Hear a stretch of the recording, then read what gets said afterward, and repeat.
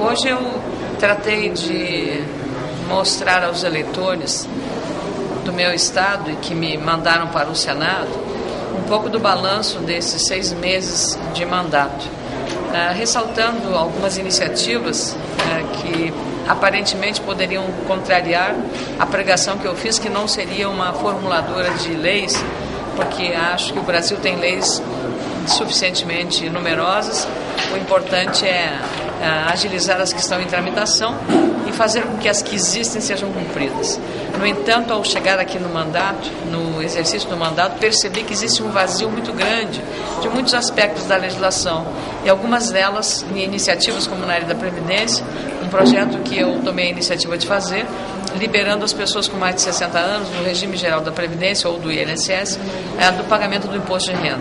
Isso pode parecer pouco, mas se você considerar que a média de aposentadorias desse sistema é de R$ 703, R$100 a mais no bolso do segurado da Previdência Social é significativo. Então, esse foi um dos projetos que eu apresentei. Apresentei outros projetos de interesse de cooperativas, projetos na área do Porto Seco e tantos outros, inclusive uma proposta de emenda constitucional que trata de tornar o orçamento da União impositivo e não apenas autorizativo.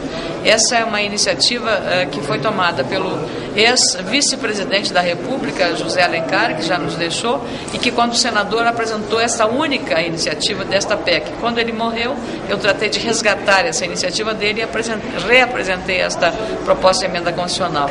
Também apresentei um projeto que trata da questão dos precatórios, para permitir que a União também possa auxiliar financiando os estados e municípios para que resgatem este compromisso.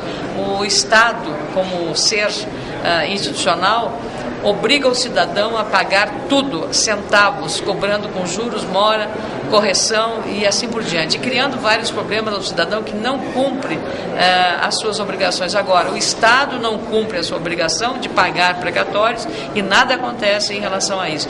E, pelo contrário, a chamada PEC do calote foi muito prestação de serviço. Eu, nesse caso, apresentei também um projeto que exatamente prevê a participação da União nos processos de pagamento dos precatórios pelos estados, pelo Distrito Federal e pelos municípios.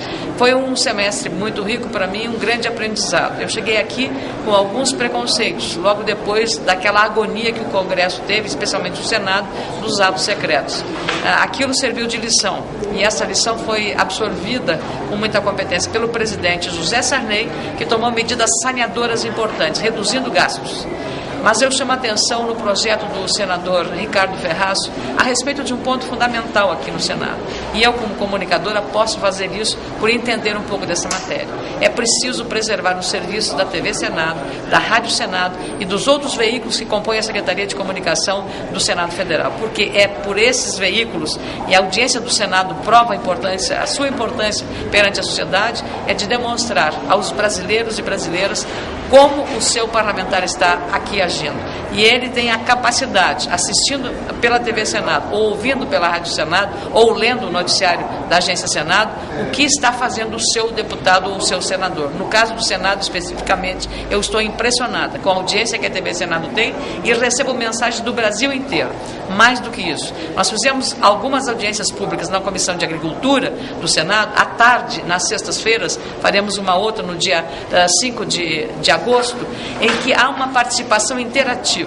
E na última que eu fui a coordenadora dessa audiência pública, eu recebi mensagens e perguntas de 12 estados brasileiros. Isso é, para mim, a realização de que é possível, sim, você fazer uma interatividade através da TV Senado, que presta, nesse caso, um serviço relevante, inclusive para a democracia em nosso país.